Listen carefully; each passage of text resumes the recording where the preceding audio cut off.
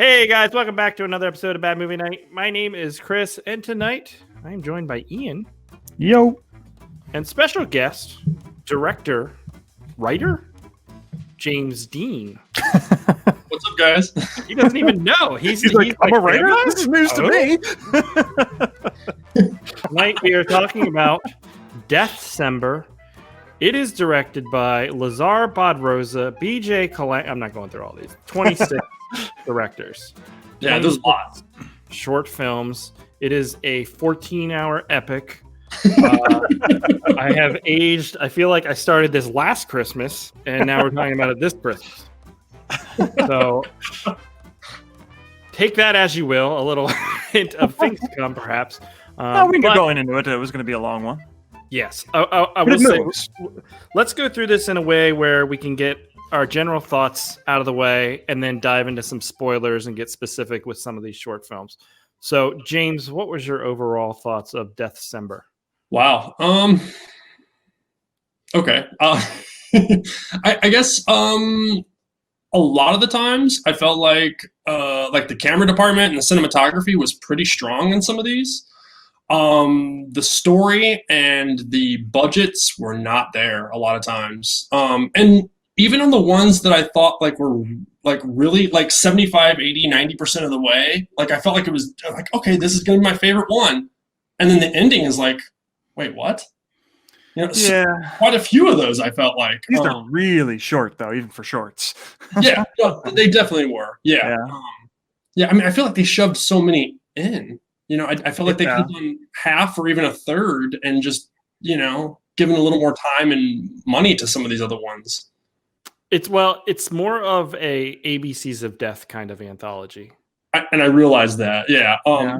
I was really disappointed, and I know it wouldn't have worked with this format with how many there were, but I was really hoping for a wraparound, or at least a reach around, something. I mean, well, there was a light wraparound. The Advent calendar concept. I'm with you, James. A very light wraparound. Yeah. Yes. All right. So overall, kind of not a fan. There were a couple I really liked, but out of 20 something, that's not great odds, I hear you. All right, Ian, what'd you think? I'd say I'm more positive on it. Overall, I enjoyed it quite a bit. I thought the quality of most of these, the average was a lot higher than I was expecting. I'll say that. I'll echo James's comment that they all looked pretty good as a rule. I thought sometimes with short filmmaking, and I don't know who most of the I've never heard of one of these directors before, so I wasn't really sure what to expect. But I think there's only 2 out of the 24 plus shorts that the audio was really garbage. I mean, I feel like we've seen more feature-length films for Bad Movie Night where the audio just completely sold out the rest of the film. And I think there's only 2 that were bad. There was a couple that were mediocre.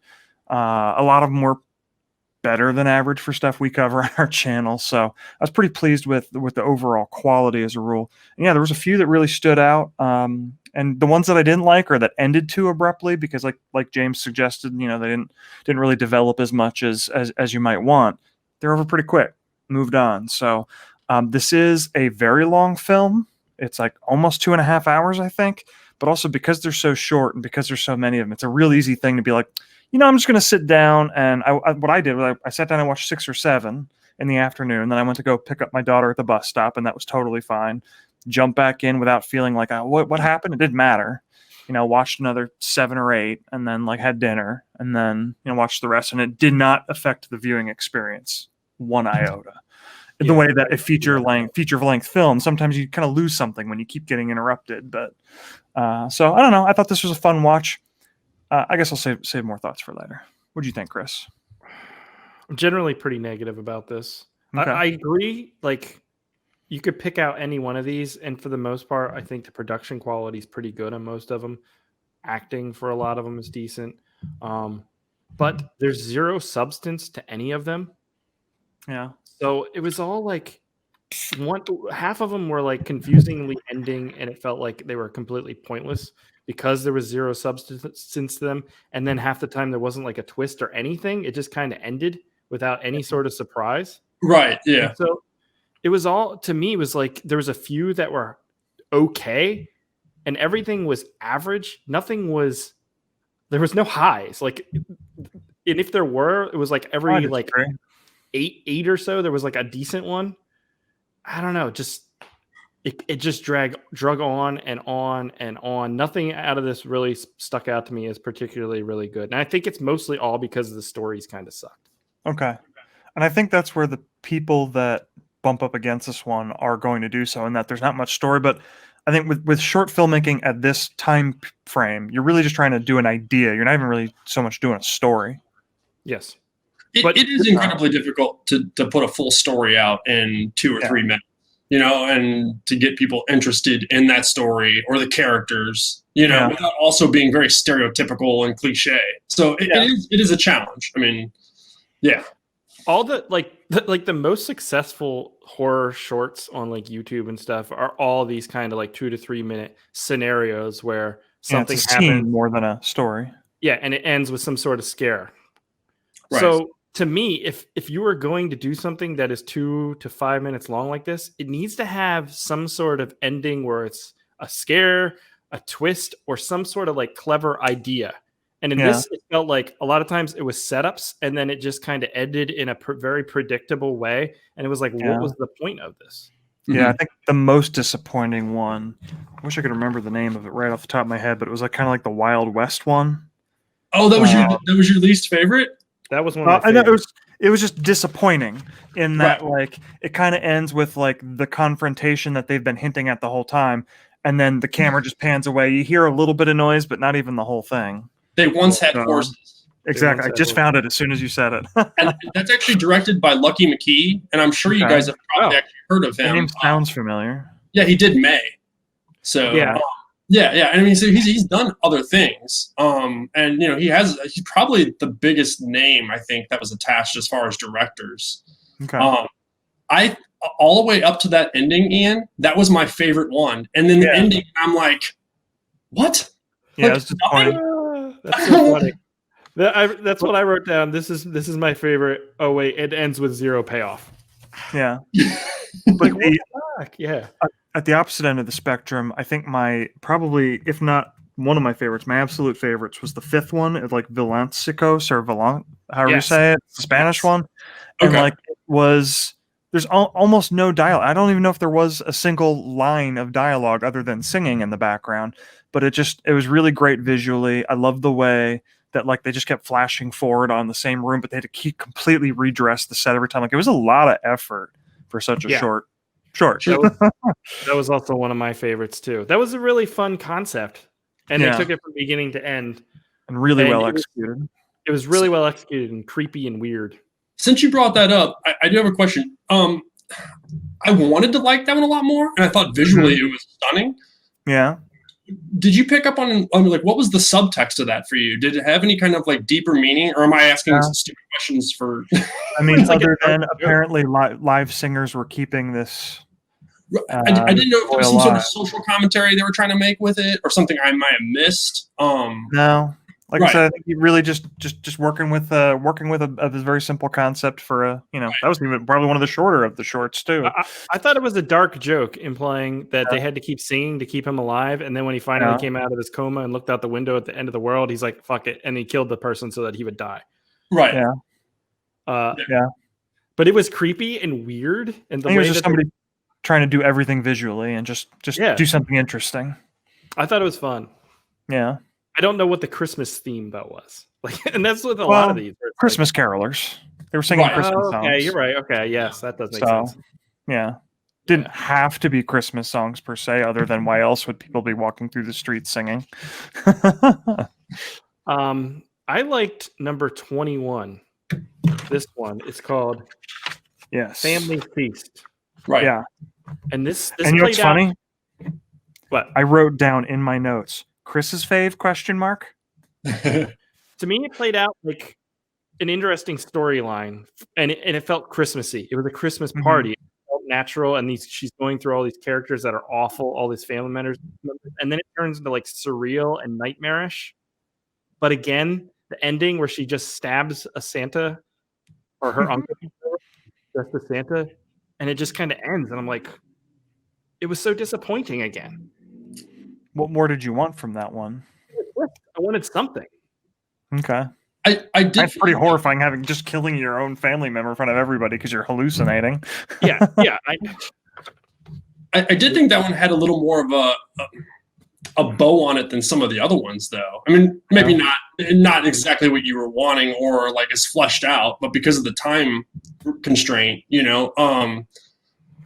I thought it had like a beginning, a middle, and kind of an end. Yeah. I mean, most of them didn't have an end at all. Yeah, you're not wrong. Yeah, I legitimately was watching this one. I'm like, if Chris told me that secretly he actually wrote one of these, but did it under a pen name, it would have been Family Feast. So it's funny that you brought that one up first. It just it resembles your writing style in terms of like somebody depressed and like, not quite, fitting in and feeling uncomfortable. Tell me that's not almost everything you've written that wasn't strictly a comedy. I feel attacked right now, Ian. I've told you this before. How many of your movies are just you and me arguing? No, I mean, yeah, but obviously that is a relatable concept of being in a family where, family function where you hate everybody. Right. Or at least feel uncomfortable. But I like the setting. It felt like the beginning of a movie, like an actual movie. Mm-hmm. Yeah. And I could see something kind of playing off that concept, and like it's kind of like that idea I had for that Thanksgiving movie where like everybody gets like mutated or whatever. But you know what I mean? Like I thought there was something there, and then it just kind of felt like it abruptly ended without any sort of I guess I'm looking for twists in these things, and I should have just like gave up on that after the first few. Yeah. The with that one, the one question I had about Family Feast was that was definitely one where they were mixing languages a bit, going back and forth between English and I don't remember, what was it, Spanish for that one or Portuguese? I don't remember. I think it was Spanish. But I couldn't pick up on why. Did you have any thoughts on that one, Chris? I think that's just how people talk. Yeah. Sometimes it was like slang, some things. Like I watched these Korean shows with my wife, and a lot of times it's all Korean, and then they have slang that's just an American. Yeah, they'll say these things. It's just we do the same thing.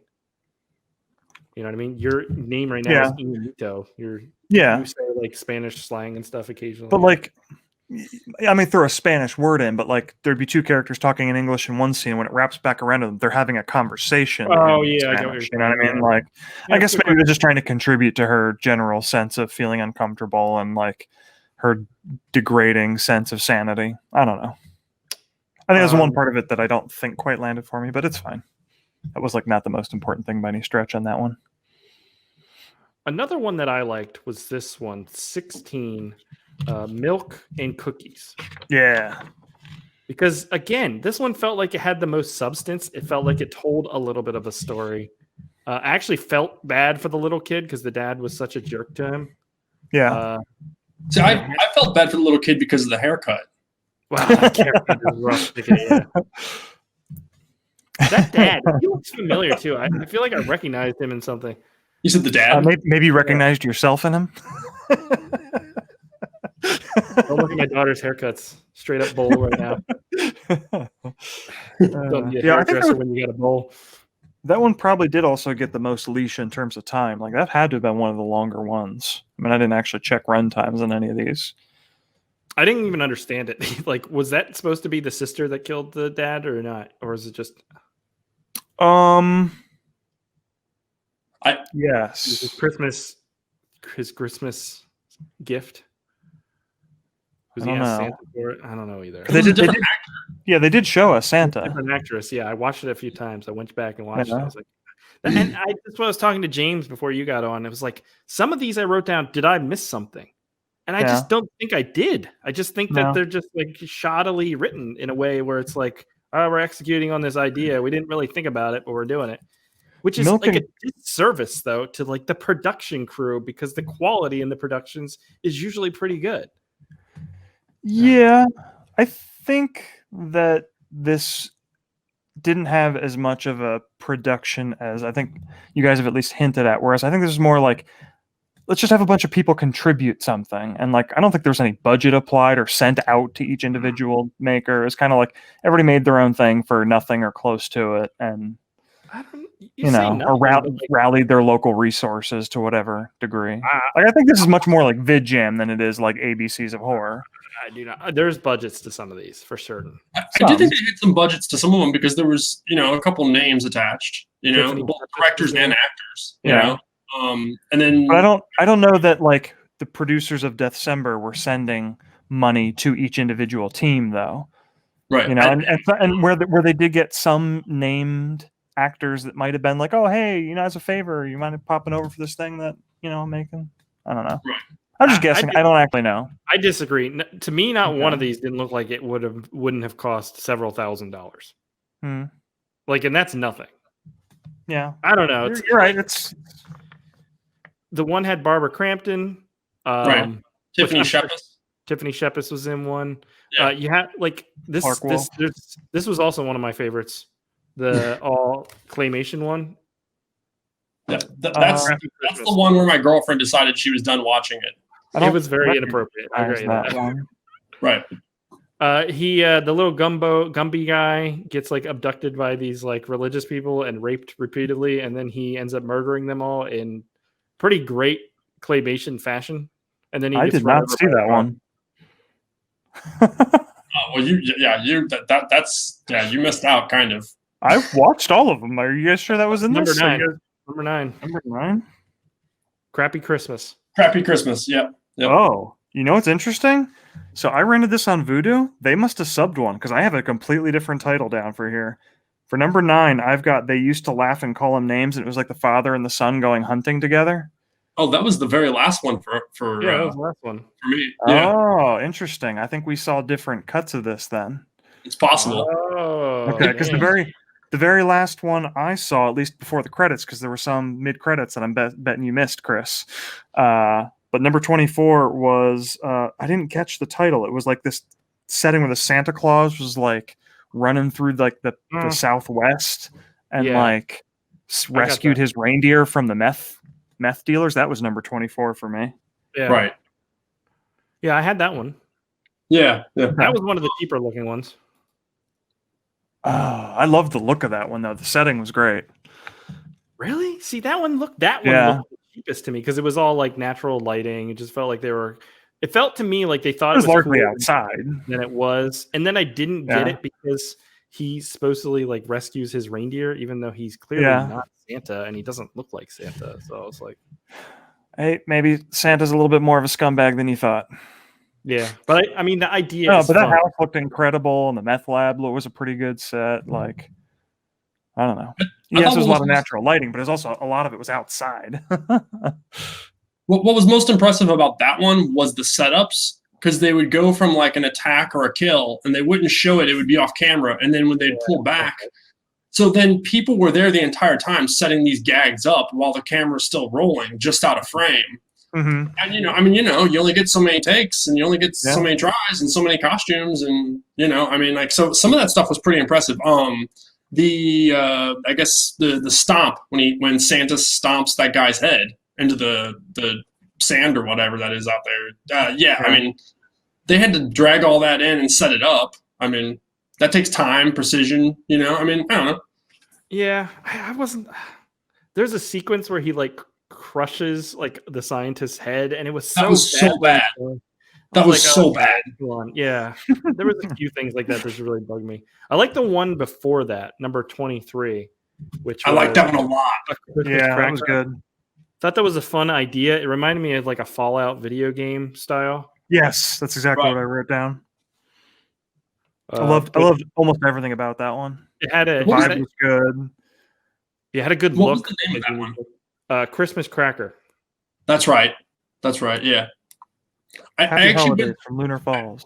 I actually went back and rewatched like I guess spoilers are abound here, right? I mean, I replayed through the head explosion, and I swear to you, there's a portion where it looks like you can see a pen that was holding not a pen, I don't know, like a clip or something that was actually holding like the wig onto the actual head that they used to explode. I liked it though. Yeah. I think it was like a complete idea. Yeah. And that's what a lot of these are missing, I guess. I don't know. What like this one, number 19.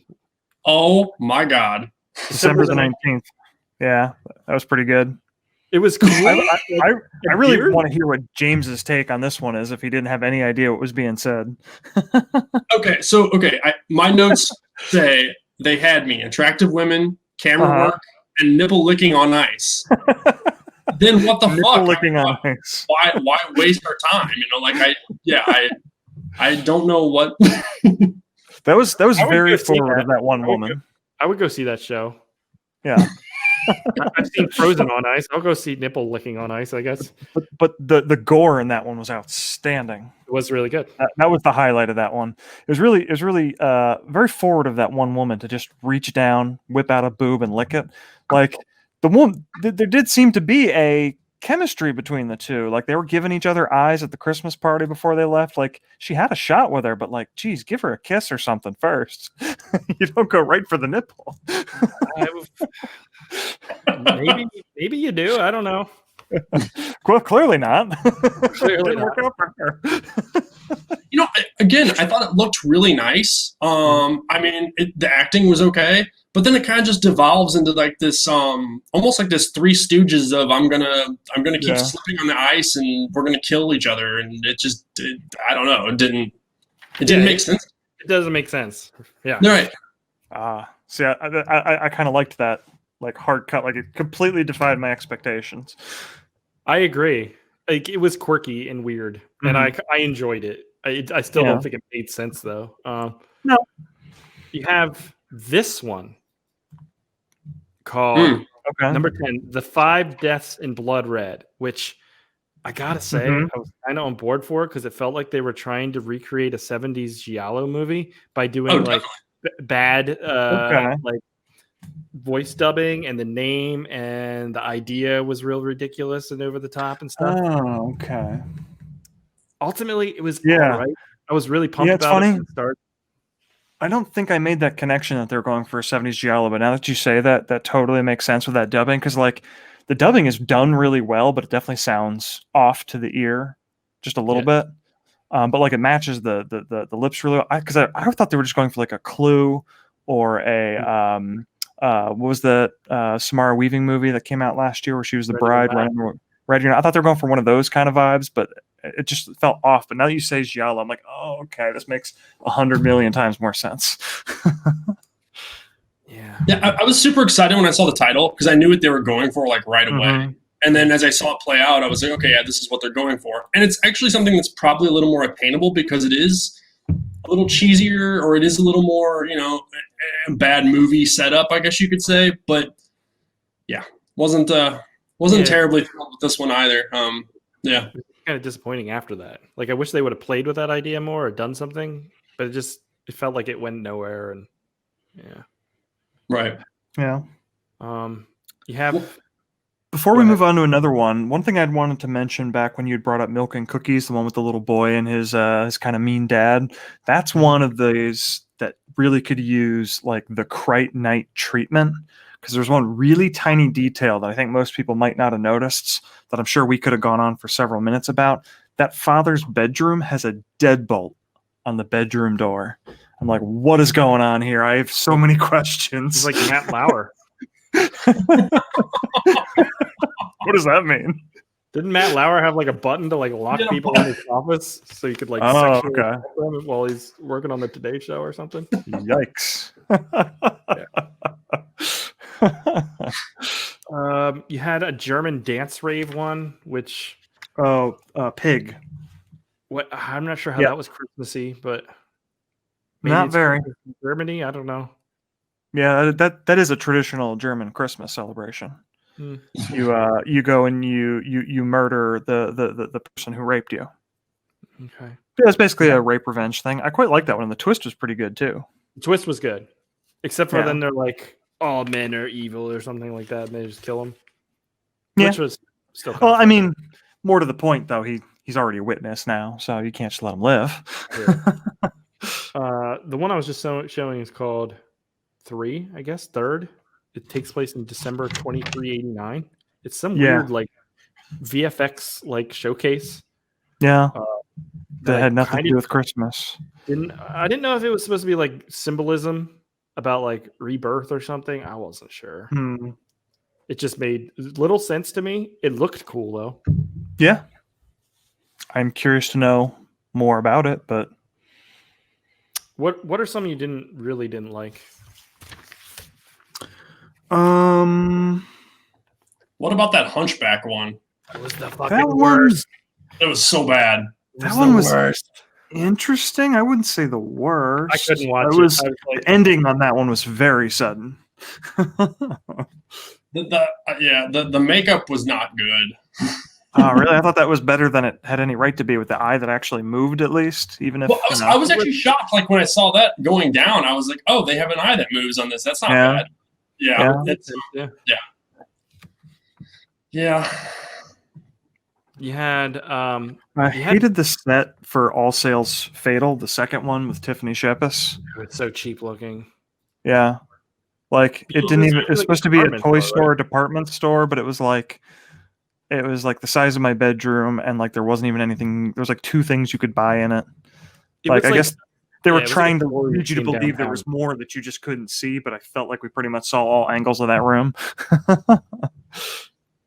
What about the one where they rob? Oh, that was the worst. Okay, so this is a perfect example of like I felt like the script early on was pretty okay. Reservoir Dogs. Yeah. Like they definitely were like playing with it, and like some of the camera work. They set up a camera over the car just to have them get out of the car. That took time, and then that ending, like, it made no sense. Right. It made no sense. It made 0 sense. And I don't know. That one was like Reservoir Dogs made to look like made in like a Snatch style way. And I like the Britishiness of it, and I thought it was really well executed. And then it just made absolutely no sense, and it just pissed me off. Yeah, I wrote down Pulp Fiction meets Happy. Dead Santa Claus's vibe.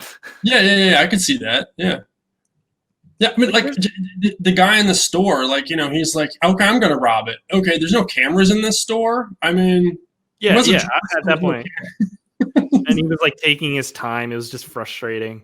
Right. Mm-hmm. But I like the idea of like a Christmas like British heist movie. Yeah. The nugget there is cool, and it has the look. It's just disappointing by the end. You have other ones though that are just like this 6th one where this guy who goes in this room with these women. I didn't even understand it. Joy to the Girls.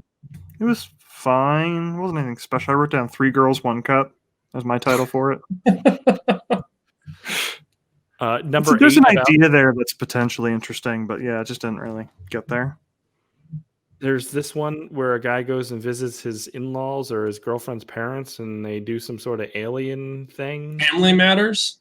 I thought it was like it had like Ready or Not vibes, but like meets Society.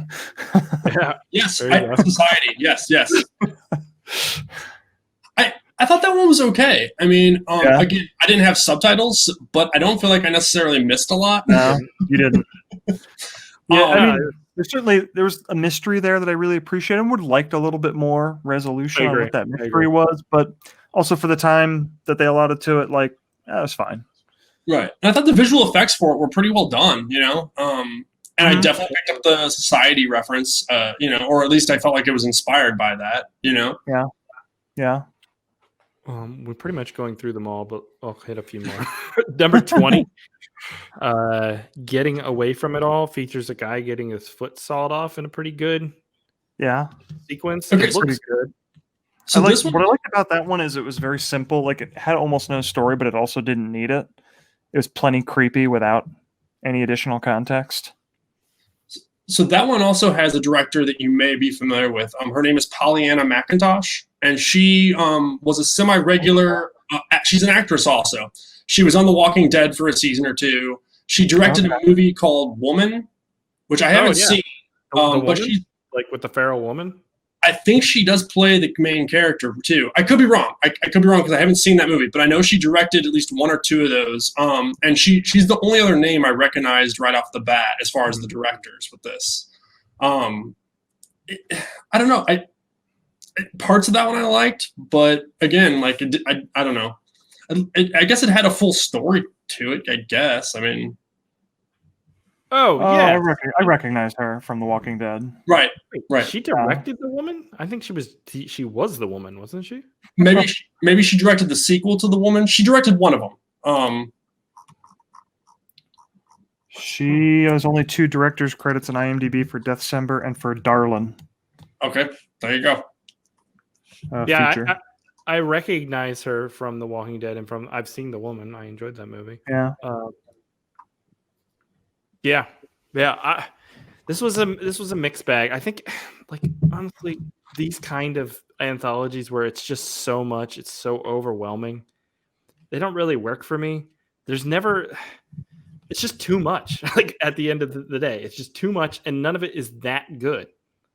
That it's like if one of these, let's say one of these was mind-blowingly good, that's literally like 3 minutes, 5 minutes of a 2.5-hour movie. Then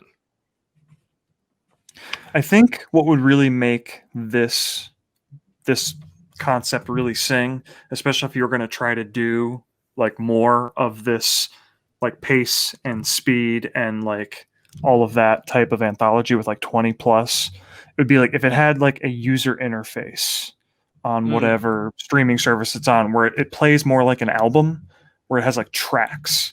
So like if you're a minute into a short and you're not feeling it, just like listen to an album. Oh, I don't like this song. Next. And it jumps you rather than have to fast forward and try and find the point and overshoot it and have to rewind back. Like if you just hit skip and go to the next one and like really kind of burn through them at whatever pace you feel comfortable with and kind of appreciate it like you would, maybe an anthology album or not. That's, you don't call it an anthology album, but like a soundtrack or whatever, compilation.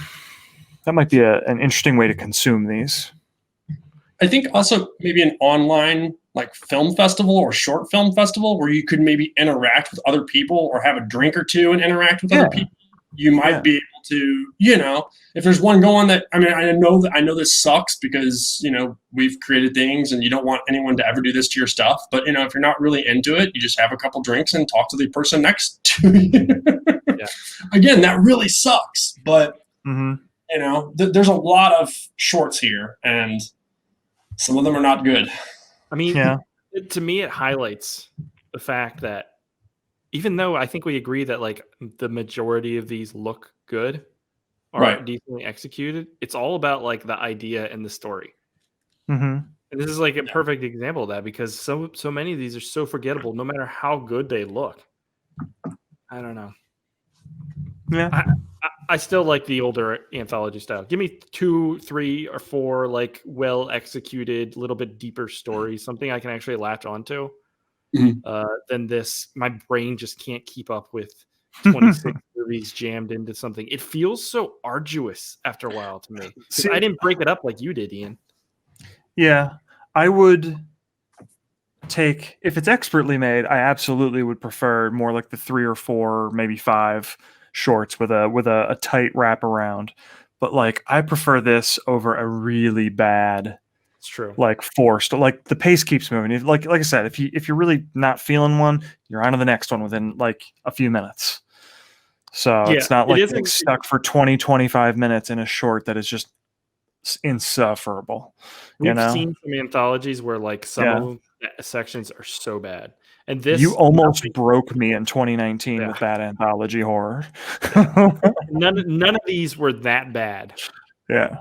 That's almost but certainly none of them are nightmare cinema. Right. Yeah, Deathcember. I would not recommend checking this out. I'm like, go watch like a Christmas Chronicles or whatever it was called from like a few years ago. I like that one. Yeah, like I like Claus, that one. He like fights Krampus with a chain and stuff. It's a good time. It's got Okay, I did like this more than the Christmas anthology we did last year. Like, was the night before Christmas? No, that's not right. All things were stirring. I was not a fan. Yeah, all the creatures were stirring or something. Just a shame because I went into that really wanting to like it, but I just didn't. We should talk about one last thing before we wrap up, and that is specifically the wrap, which the movie starts with like this CGI like opening where they're going through credits through the cemetery, and it looked pretty good. And then the CGI gets consistently worse as they get into this room. Extremely Tim Burton-y. Yeah, I can see that. like especially the music. And that is the wraparound, is that it's just random, like it'll show you a part of the room and then like this box part will open up because I guess it's supposed to be like the what's that? It's an advent calendar. Advent calendar. Advent calendar. See, to me, what they should have had like a creepy advent calendar and a kid or somebody opening it up and it would reveal the next story. And then by the end, there's like a little bit of a story that showcases why they're opening up an advent calendar. Would have been an over 3-hour movie, though, to be fair. Would have really made it, and I would have loved it, probably, Ian. Because you know what a 2.5-hour movie that note that you didn't like needs more is more. Well, it's insulting to me when they say 24 shorts or whatever in the IMDb, and then it cuts to credits, and then you get 2 seconds of credits before they show you another short film, and it's like, why didn't you just put this in there then? Why is there credits? They didn't. They showed all the credits at the end.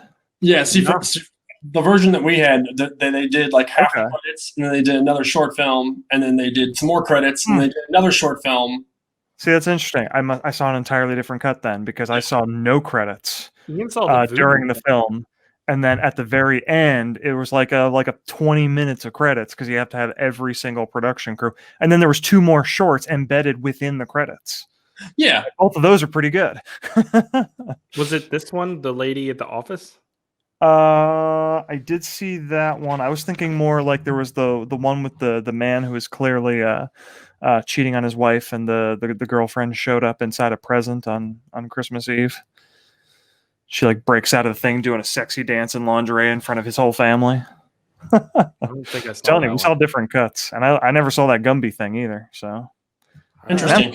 I'm curious because you said you counted the Gumby one amongst the 24, but you also saw the hunting one that I saw within the 24. I'm wondering what I saw that you guys didn't, because we haven't gotten to that. There's 24, but then there's a couple during the credits, so there's more than 24. Yeah, I don't know. Yeah. So I think I saw 26, but I think I saw 26 as well, but apparently maybe it was the same ones. They just shuffled them around a little bit. So apparently there's different cuts out there, people. And maybe they help the pacing for me too. Then maybe that's why I am coming out on a little bit more positive. James, do you have any interest in making a Christmas movie? Maybe. I don't know about a movie. Maybe a short film. Well, you're going to do a nunsploitation Christmas movie, right? No, I think I'm probably done with nunsploitation. Okay. You know, don't want to be pigeonholed. Right. Exactly. Yeah. No, I don't know. I might come back around. The funny thing is, I love all kinds of movies. You know, so like I wouldn't want to just stick to one specific type of movie. I think exploitation and horror are definitely kind of my main love, so I'll probably always go more that direction. But sure, we could do something with Santa. Yeah.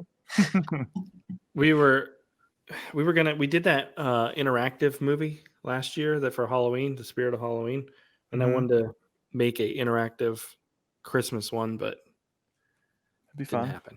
Yeah, I think that would be fun. Yeah, maybe for 2021. Maybe for 2021, Ian. Probably not, but you never know.